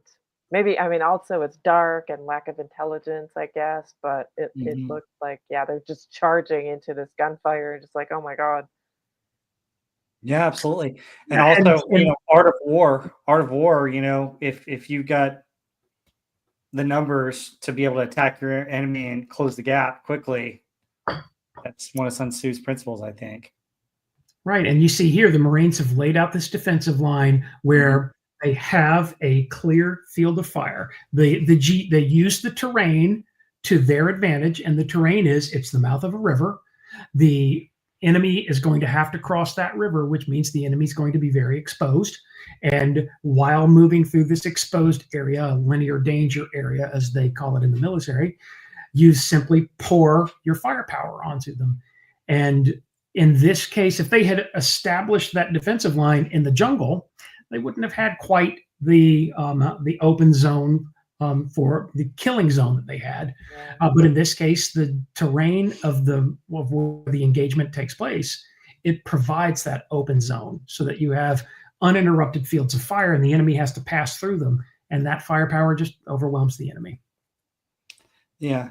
So it's interesting. Afterwards, they're looking at the dead bodies, and the one they find one that's still relatively alive, and they get the corpsman there, and then he's on a live grenade, and I guess it signals another small skirmish. But I thought that was interesting. Did the Japanese use those tactics throughout the war as well? They infamously used a tactic like that, and that is if you're hopelessly wounded to where you can't get out, you can't continue the fight, and you're too wounded to withdraw, your orders were to wait there until the enemy comes along, either trying to recover remains, find a prisoner, or do a little souvenir hunting. You simply get ready with a hand grenade so that you can take a few of the enemy with you. Your life has already been sacrificed for the emperor, but if you can kill a few additional enemy and losing your own life, that will benefit the greater cause in the long run. And that's an extremely effective strategy that they used throughout the campaign and throughout the entire war. Mm-hmm. And then we have this scene with the guy. The Marines are taunting him. They're shooting at him. And apparently I read somewhere where he's saying in Japanese, "I'm tired, shoot me." I don't know if that's accurate or not. And then Leckie just finally kills him. And I thought that was very interesting. Thoughts on that scene? I thought that was interesting. Well, you just asked for thoughts on that scene, so here they go. We see a lot of interesting pathos in the Leckie character in this scene, where it's broad daylight. It's the morning after Ichiki Butai has attacked the Marine positions on Alligator Creek, and you're seeing Leckie, who is, what is he reflecting on? He watches this wounded Japanese man use a grenade to kill 2 Marines. He then watches as these Marine riflemen are firing at and taunting this prisoner. He then eventually draws a 1911 A1 pistol and does it himself with a well-placed 45 shot. Take a lot of skill to deliver a shot like that at the range depicted here, but it's done.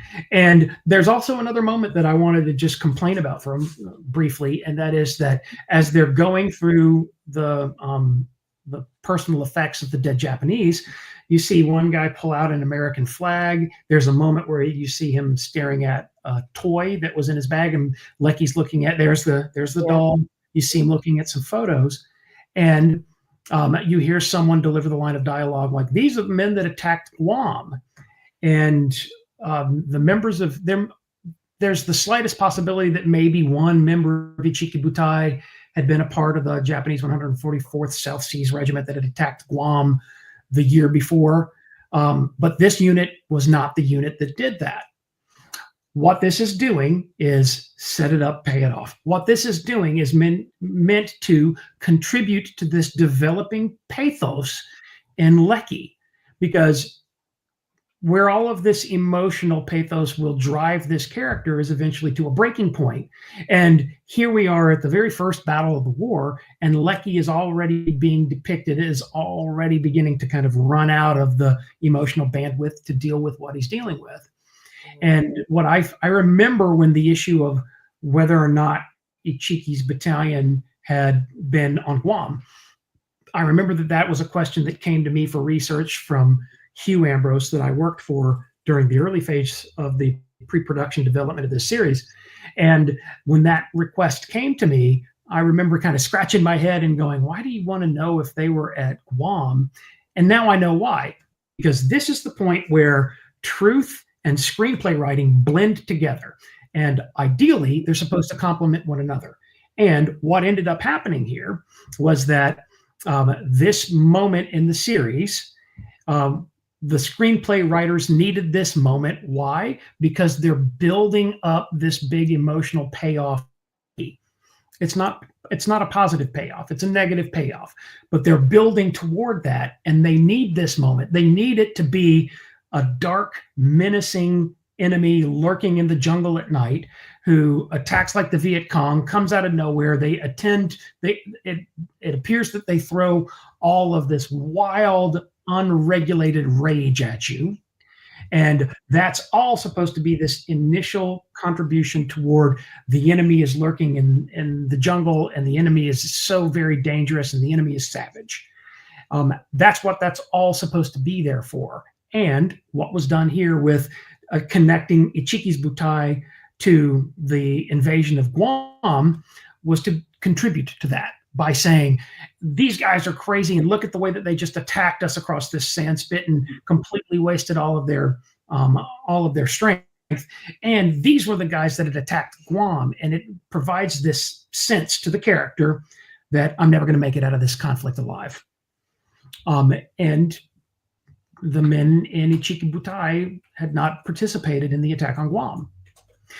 By then massaging and manipulating the historical truth of this moment toward the end of providing a payoff for character-driven screenplay writing, you see where the divorce began to happen. The divorce that would result in me and my team and Hugh Ambrose not being more active in the miniseries, and then being simply just given the book. They eventually just got to a point where I think they were like, the historians here, they're not helping. We've got to get this, we've got to hammer a screenplay together, let them go and write whatever they want to and make a book out of it. We're going to make a miniseries. And what that eventually gets us is the series that you're watching now. It wasn't all negative, because Hugh Ambrose eventually has a cameo appearance in this series. Oh, wow, I didn't know that. I had an opportunity to make a cameo appearance, but it was going to require me going to Australia during the busy season for touring in Northern Europe during the summer. And so I ended up not being able to do it. But you can see Hugh very clearly in the Peleliu episode. So it wasn't all negative. It was very much this negotiated, like, compromise treaty that Spielberg came up with himself. And it was because he had known Stephen Ambrose and respected him so much that he wanted Ambrose involved in this series, even though Ambrose was dead and gone by then, which is why he reaches out to Hugh Ambrose. And that's why this team got put together to help build this story. It wasn't all negative. We got to tell the story we wanted to tell in the book. They get to tell the story they wanted to tell in the series. Yeah. It's interesting that they thought that line would add more to the impact, because to me, like, this is emotionally taxing enough already. Like, that is just marginal to add on to the end. Like, to me, this would be so much more emotionally difficult than Europe, even though that seemed like hell too. But just the setting, like the jungle, the environment, like that you can't see the Japanese just coming out of nowhere, and they do seem like ruthless. You find, the mutilated men, the tactics with, hiding the grenade, which to me would seem somewhat dishonorable. I guess in their mind it makes sense, but to me it's already just would be like just emotionally overwhelming. This whole setting seems much more hellish than what the European campaign was. And so to me, I didn't feel like that line made it seem like, oh no, we're not going to make it out. Like, this whole thing leading up to it was so overwhelming, felt so overwhelming, and like a nightmare that I don't know that they needed to even do that. Where they're going with all of this is trauma. They're this experience of this war is going to traumatize these men uniquely. When the series premiered in November 2009, Tom Hanks went on The Daily Show. Jon Stewart was hosting back then. And I remember watching it because the series was about to premiere. I was very excited about the premiere of the series. And in the first words out of Tom Hanks' mouth, I was just crestfallen and heartbroken, because they come back from commercial. Jon Stewart says, I'm here with America's #1 actor, Tom Hanks, who is an executive producer on this new HBO miniseries called The Pacific. And he turns to Hanks and he goes, Tom, what's this series all about? And Tom Hanks said, and I quote, "The war in the Pacific was a war of hatred and racism." And I got up and walked out of the room right then and there. And it was because it was heartbreaking to me, because I'm saying all of this because in this scene, you can see the series is going in a very specific direction. And the direction that the series begins going in this scene, and will continue going through 9 more episodes, is Pacific War equals worse. What the clash that we were beginning to have with the screenplay writing team more and more was they wanted to present to you a Pacific War that traumatized its survivors more than the war in Europe did. Mhm. I argue, and to this day, I continue to argue that the war in the Pacific and the war in Europe are no different than one another. There's one observable difference that can be told, and that is you don't really see prisoners happening much in the Pacific War. And that's because both sides, the Japanese and the United States, were under no obligation to take care of each other's prisoners. In contrast, in the war in Europe, for the Italians, the Hungarians, the Romanians, the Germans, we operated under international obligations to provide care and welfare to their prisoners of war. And they operated under obligations to care for our prisoners of war. And because of that, surrendering during battle did not necessarily mean that you were going to die. In fact, overwhelmingly, Americans who were captured by Germans during World War II, they survived the experience. Mm-hmm.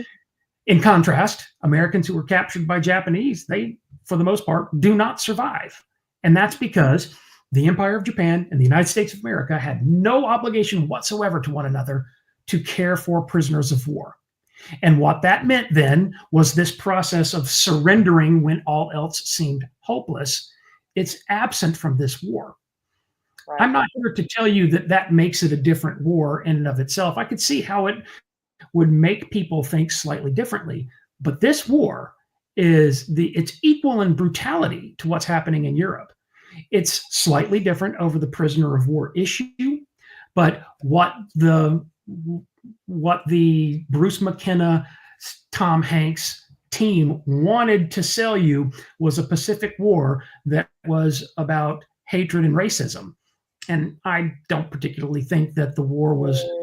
That seems like a Hollywood nonsense kind of take, but and that was something that was kind of popular at the time, by the way, in 2009. Yeah, that's definitely.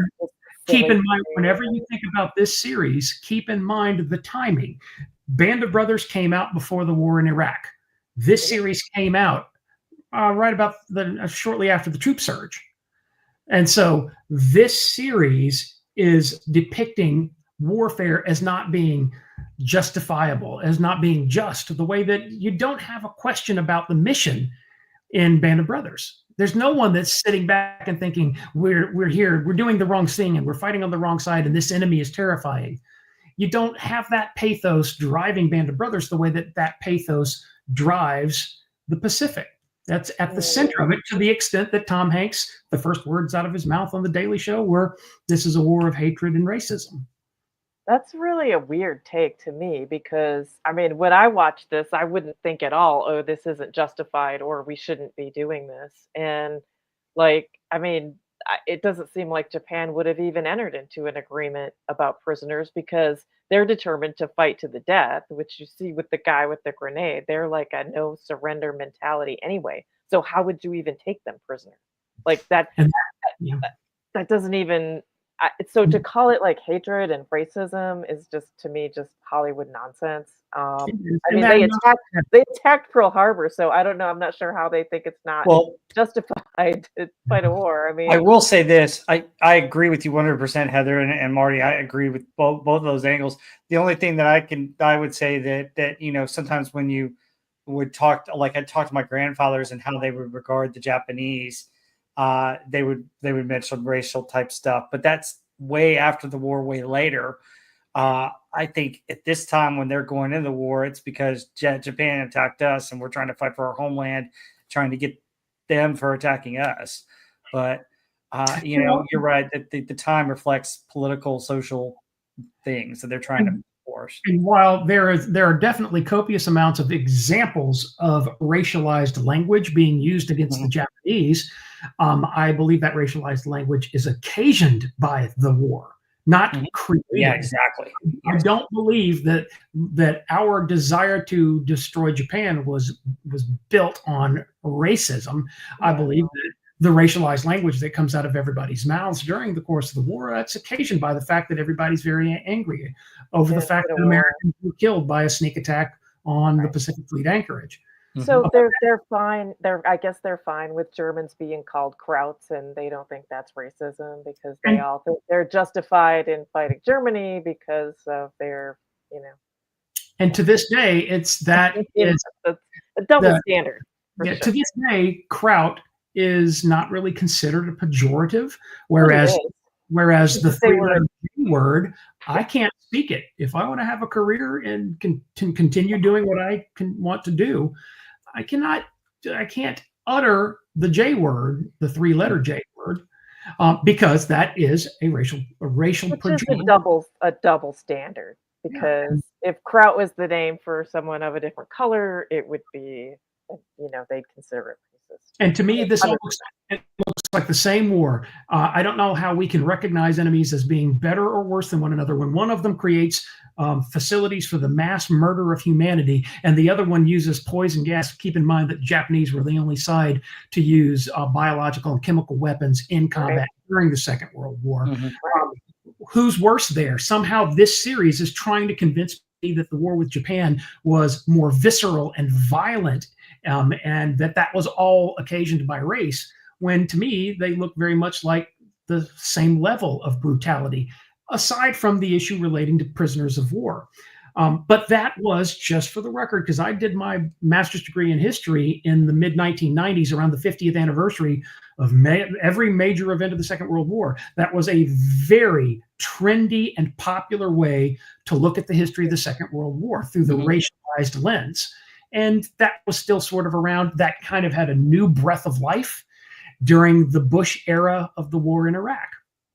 Yeah. Which is when this series was released. Yeah. It's just unfortunate that they make everything about that, and it's a more modern take on pretty much everything. Oh, absolutely, and that's what I think you got to separate and understand what happened at this time versus what Hollywood's trying to push you out, because we see it all the time talking about pop culture movies. Stuff that they're trying to put in is modern day politics, and it's, what are you doing? You're trying to tell a story. You're trying to tell me what to think. I remember being in grad school in the mid-90s, and I remember having rational conversations with adult people who had an expectation that after Pearl Harbor, the United States would negotiate with the Empire of Japan, that there would not be a military campaign that followed in response to the December 7th attack. And I still encounter people that believe that are superimposing really very 21st century ideas about the way to navigate a conflict environment on the era of the 1940s. And, there was a period of time when being in grad school in the 90s, when the Cold War came to an end, people imagined that we were in the post-history era, that everything was different, that humankind would, instead of returning to a vestigial state of warfare, that humankind would evolve in powerful ways, such that we wouldn't do things do brutal things like we had done during the Second World War through strategic bombing and military campaigns. And if anything, the first 25 years of this century have proven is that we are no different and we are no better. There has been no evolution of any kind. No. So, do they consider at all the atrocities that Japan committed in Asia against the Chinese and the Koreans and all the other islands that they did horrible things, but it's got to be the Russo-Japanese War prior to this too. It seems like they only consider what was done to the Jews, but all the atrocities committed by Japan against the Chinese, that just didn't happen.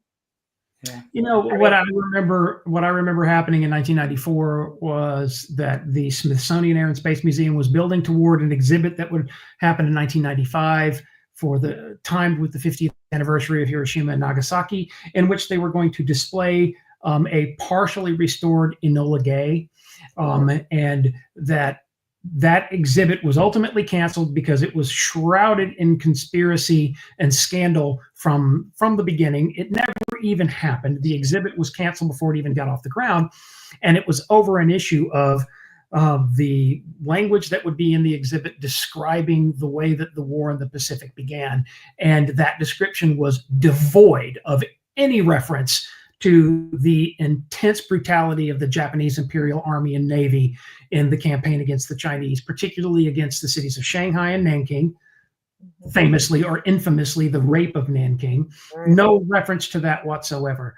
No reference to the attack on December 7th, 1941. That's not just against Pearl Harbor, but also against Wake Island, Midway Island, Guam, the Philippines.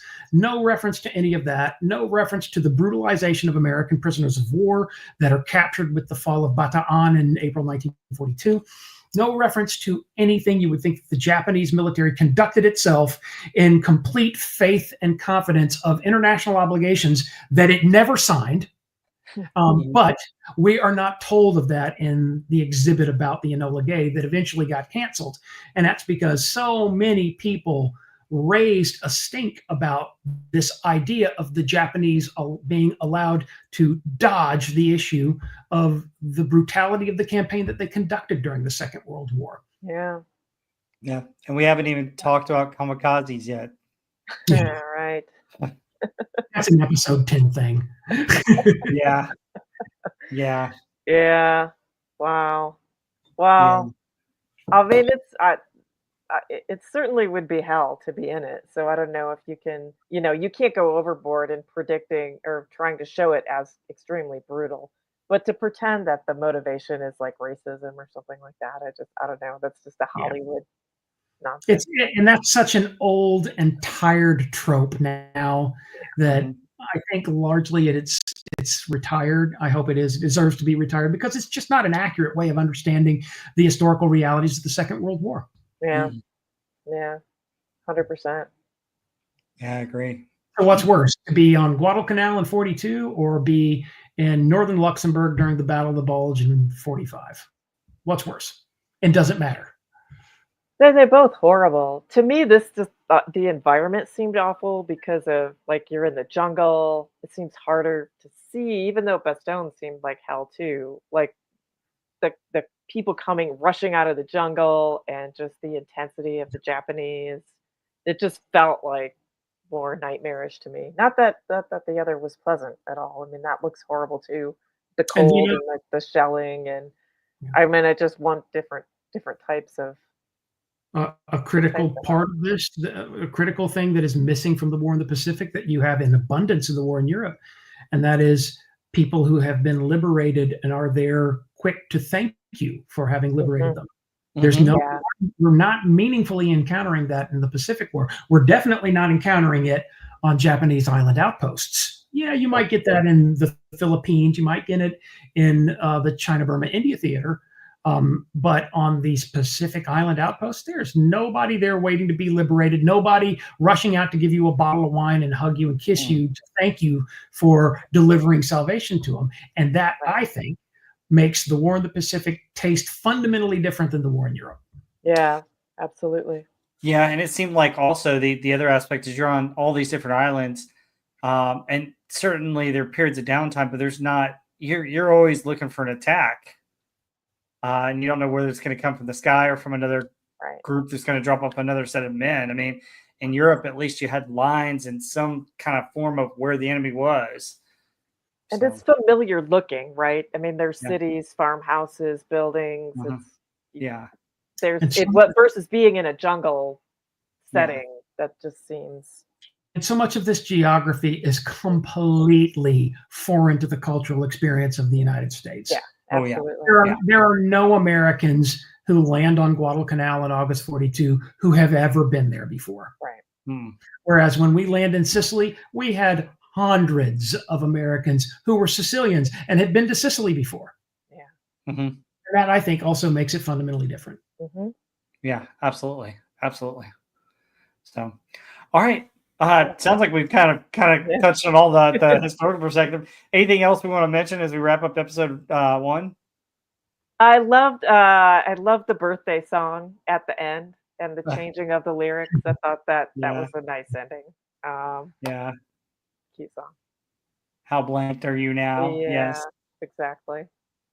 So very cool. Yeah, Yeah, a lot of fun. And then very cool. obviously he writes a letter to Vera, which is interesting. Mhm. Um, you know, I wonder if she kept those letters or if they kept those letters uh, to reflect back on. I don't know was it if it was in his book or not, but that would certainly be an interesting thing. I know that several there's several stories of letters that were circulated that have been put into books or put into things where you could get men's actual thoughts when they were writing them, which I think Mhm. is interesting. But Yeah. cool.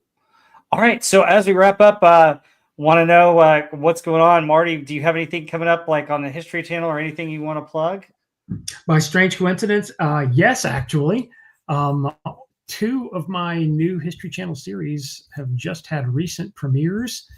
Um, it's quite bad now. I'm on like I think I'm on 9 different shows on the network right now, and because of that, I frequently and they're all new shows, and because of that, I frequently forget the names of my new shows. So keep watching History Channel and tune in for new episodes of The Unexplained, and then also keep watching the History Channel to tune into forthcoming new episodes of History's Greatest Machines in addition Ah, to History's Greatest Mysteries. But then also keep watching the History Channel for. I'm trying to remember the new. I did a show recently with Henry Winkler, if you remember Henry Winkler from Happy Days, and that show has a name that I'm not remembering right now off the top of my head. Darn it! But I am constantly working on new shows. And in fact, I'm going to Los Angeles next month to shoot new episodes of this show that I'm very, very excited about, History's Greatest Machines. So keep very watching cool. the channel. And the show with Henry Winkler, I have just been told off stage, is Hazardous History. So be Hazard. sure to tune in to new exciting episodes of Hazardous History with Henry Winkler. Nice. Hazardous History. I mean, Yeah. there's got to be a joke where he's jumping the shark in there somewhere, right? Absolutely. And trust me, they are leaning into who our show host is big time. And just to Geez. prep you, just picture a series of episodes that meditate about things like lawn darts.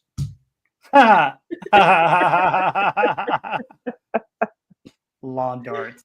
Yes, Oh gosh. Okay. fun Oh my times. gosh, that's crazy. And then Heather, you're not a YouTuber, but you're a wrench. Do you want to talk about some of Sure. Doomcock stuff? Yeah, I'm a wrench on Overlord DVD's channel. You can always come hang out there with me in the chat on Pop Culture Breakdown and on Friday Night Frolics. And I am an occasional guest as well on Pop Culture Breakdown. This week, what's the movie this week? Oh, Spider-Man 2. Spider-Man 2. Come Spider-Man on. 2. In addition to, I guess, plenty of Superman reviews, which will be really interesting. I'm sure all the panelists will have lots of different takes, positive and negative. So come check that out if you're so inclined. Yes. And that transitions to me because I'm a panelist on Pop Culture Breakdown on Wednesday nights on Doomcock's channel. It's at 7 o'clock Central. And we will be talking Superman with mild spoilers. I don't know if we'll go full spoilers, but definitely more details I can finally tell you about than where I kind of had to sit on my hands and barely tell you anything about the movie last week. But this week's movie is Spider-Man 2, one of the greatest comic book movies of all time with Tobey Maguire. I think it's going to be a lot of fun. I've got tons of slides for it already done. So that should be cool. But next week on my channel, we are doing the hits of 1973. It's going to be the top 40 of 1973. So that's going to be a lot of fun. In that show, we go through the top 40. We give you some music news from that year. We talk about the other 60 songs from the top 100 that we felt should have been in the top 40. And we are debuting a new segment called Albums We Love. And this week, I'm going to go ahead and announce it because I haven't heard back from the other two folks, but it seems like it's a unanimous because we've got 3 of the 4 agreeing to it. Dark Side of the Moon is the first initial album that we're going to discuss, which actually came out in 1973. So Pink Floyd's Dark Side of the Moon will be another part of that discussion this week. And then next month, we'll get back into episode 2 of the Pacific. That'll be in August. And we will go from there. And folks, if you want me to give a spoiler Superman review, let me know. I've seen it twice now. I thought it was good. So stay tuned for that. And then, folks, I have to thank all you guys. It looks like I've gotten a ton of subscribers based on the last couple of weeks, a couple of videos. So look for a subscriber show at some point. I'm up over 5,000, which is just amazing. I can't thank you guys enough. So still need some watch hours. So I'm getting there. I'm halfway there to monetization, but we're getting there. So, but all right, cool. Yeah, thanks to the chat. Yeah, and thank you so much, chat. Folks, also, if you're watching this later on, thank you so much. Please feel free to leave a comment, like, subscribe, share this out. If you love history, we're going to keep doing this. As we mentioned, we do this about once a month, and we are going through the Pacific, then we'll go through Masters of the Air, then we'll start getting into some war movies. And I know Marty has some recommendations on war movies, that World War II movies that we should probably do on the channel. So, but other than that, anybody else have anything else they'd like to talk about or plug real quick? No. Cool. All right. Well, thank you both. Thank you, Marty. Thank you, Heather. Thank you so much to the audience. We will see you on the next one. Bye. Bye. Hey, guys. Boom.